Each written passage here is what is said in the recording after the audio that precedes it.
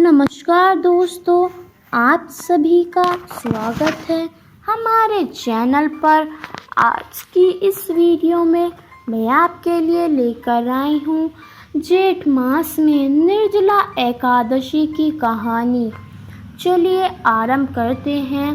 भीमसेन व्यास जी से कहने लगे कि हे पितामह भ्राता युधिष्ठिर, माता कुंती, द्रौपदी, अर्जुन, नकुल और सहदेव आदि सब एकादशी का व्रत करने को कहते हैं, परंतु महाराज मैं उनसे कहता हूँ कि भाई कि मैं भगवान की शक्ति पूजा आदि तो कर सकता हूँ, दान भी दे सकता हूँ, परंतु भोजन के बिना नहीं रह सकता हूँ। इस पर व्यास जी कहने लगे कि हे भीमसेन, यदि तुम नरक को बुरा और स्वर्ग को भला समझते हो तो प्रति मास की दोनों एकादशियों मैं तो पहले ही कह चुका हूँ कि मैं भूख सहन नहीं कर सकता। यदि वर्ष भर में कोई एक ही व्रत हो तो वह मैं रख सकता हूँ, क्योंकि मेरे पेट में वक्र नाम वाली अग्नि है, सो मैं भोजन किए बिना नहीं रह सकता।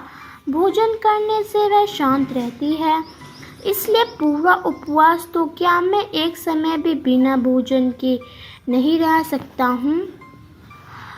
अतः आप मुझे कोई ऐसा व्रत बताइए जो वर्ष में केवल एक बार ही करना पड़े और मुझे स्वर्ग की प्राप्ति हो जाए।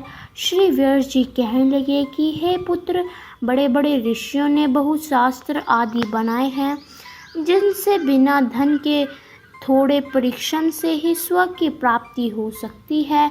इस प्रकार शास्त्रों में दोनों पक्षों की एकादशी का व्रत के मुक्ति के लिए रखा जाता है।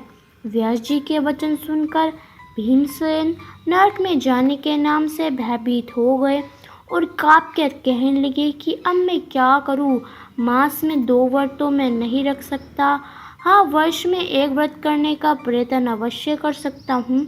अतः वर्ष में एक दिन व्रत करने से यदि मेरी मुक्ति हो जाए तो ऐसा कोई व्रत बताइए। यह सुनकर व्यास जी कहने लगे कि हे वृषभ और मिथुन की संक्रांति बीच जेठ मास में शुक्ल पक्ष की जो एकादशी आती है उसका नाम निर्जला है। तुम उस एकादशी का व्रत करो। इस एकादशी के व्रत से स्नान और आचमन के सिवा जल वर्जित है। आचमन में 6 मास से अधिक जल नहीं होना चाहिए, अन्यथा वह मदपान के संगस्ट में हो जाता है।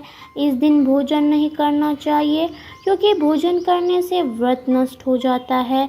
यदि एकादशी को सूर्योदय से लेकर द्वादशी के सूर्योदय तक जल ग्रहण ना करे तो उसे सारी एकादशी के व्रत का फल प्राप्त होता है। द्वादशी को सूर्योदय से पहले उठकर स्नान आदि कर ब्राह्मणों का दान आदि देना चाहिए। इसके पश्चात भूखों और सत्रपात ब्राह्मण को भोजन कराकर फिर आप भोजन कर लेना चाहिए। इसका फल पूरे 1 वर्ष की संपूर्ण एकादशियों के बराबर होता है। व्यास जी कहने लगे कि हे भीमसेन, यह मुझको स्वयं भगवान ने बताया है कि इस व्रत का पुण्य समस्त तीर्थों और दोनों किसे अधिक है। केवल एक दिन मनुष्य निर्जल रहने से पापों से मुक्त हो जाता है। जो मनुष्य निर्जला एकादशी का व्रत करते हैं उनकी मृत्यु के समय यमदूत आकर नहीं घेरते, वरन भगवान के पास से पुष्प विमान में बिठाकर स्वर्ग को ले जाते हैं। अतः संसार में यह सबसे श्रेष्ठ एकादशी का व्रत माना जाता है। तो ये थी हमारी जेठ मास में निर्जला एकादशी की कहानी। आपको हमारी ये कहानी कैसी लगी हमें कमेंट कर ज़रूर बताएं, और अंत तक हमारे साथ बने रहने के लिए आप सभी का बहुत बहुत धन्यवाद।